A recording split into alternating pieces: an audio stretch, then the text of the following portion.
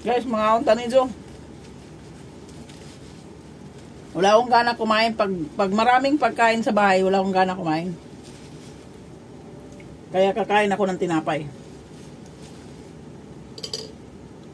Yung parang nasusuya ba ako sa yung amoy ng mga ulam.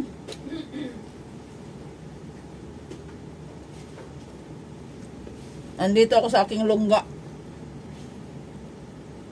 Nagpahinga, nakaupo habang kumakain tinapay. Ngayon lang nakalisan, pati si matanda uminom ng alak. Namimiss niya siguro ang alak.